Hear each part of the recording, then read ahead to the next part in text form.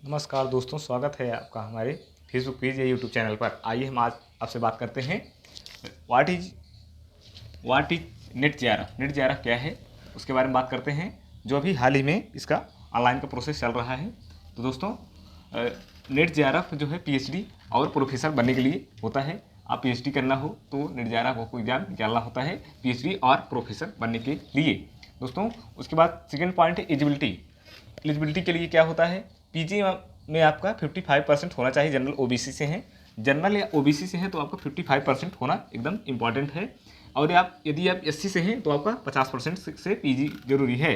Post graduation आपका जो है, यदि आप जनरल ओबीसी से हैं तो आपको 55% पीजी में चाहिए जनरल ओबीसी, और एससी से हैं तो आपको 50% चाहिए। दोस्तों, उसके बाद यह आपको दूसरा पॉइंट समझ आएगा। पहला पॉइंट, दूसरा पॉइंट, थर्ड पॉइंट है एज लिमिट। एज लिमिट के बारे में मतलब उम्र की बाध्यता, उम्र कितनी है। जेआरएफ यदि आप करना चाहते हैं तो आपकी 30 साल होनी चाहिए। जनरल वाले से हैं तो आपको 30 साल तक मौका मिलता है, मतलब आप जेआरएफ क्लियर कर सकें। उसमें 30 ईयर आपको जो है मौका मिलता है। उसके बाद यहाँ पर 35 वर्ष जो है एज छूट देकर जो है ओबीसी क्या होता है।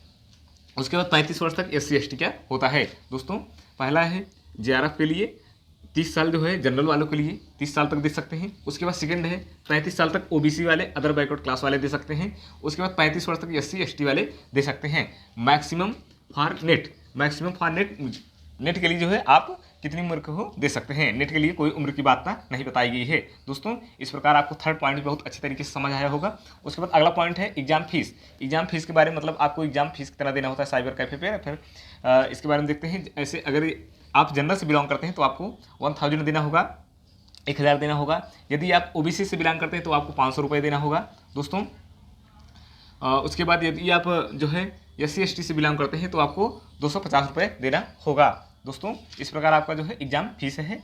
उसके बाद एग्जाम पैटर्न के बारे में बात करते हैं। एग्जाम पैटर्न जो है पेपर 1 जो है 50 क्वेश्चन होता है 100 नंबर का, और उसके बाद पेपर 2 में 100 क्वेश्चन 200 नंबर का होता है। ऑनलाइन जो है एग्जाम होता है, हिंदी इंग्लिश से किसी में दे सकते हैं। एमसीक्यू टाइप होता है। नो मिनिमम जो है इसमें होता है, नो माइनस मार्किंग, इसमें मतलब माइनस मार्किंग नहीं होता है। दोस्तों, इस प्रकार आपको बहुत अच्छी तरीके से समझ आया होगा। उसके बाद छठवां है पॉइंट सिलेबस। सिलेबस के बारे में आप इसे देख सकते हैं वेबसाइट पर। उसके बाद क्वालिफाइंग मार्क्स। क्वालिफाइंग मार्क के लिए आपको जनरल से हैं तो 40%, 40%, और यदि एससी एसटी ओबीसी पीडब्ल्यूडी से तो 35% आपको चाहिए। दोस्तों, ये क्वालिफाइंग मार्क के लिए भी एकदम इंपॉर्टेंट है। आप क्वालिफाई करें ना करें, लेकिन आपको क्वालिफाइंग में होने की कैटेगरी में आने के लिए इतना आपको जो है अचीव करना होता है नंबर। उसके बाद अगला है पॉइंट एग्जाम कब कब होता है। एग्जाम होता है जून और दिसंबर में। इसका एग्जाम जो है जून और दिसंबर में कंडक्ट कराया जाता है। दोस्तों, इसका एग्जाम साल में 2 बार होता है। पहला जून में होता है, दूसरा दिसंबर में होता है।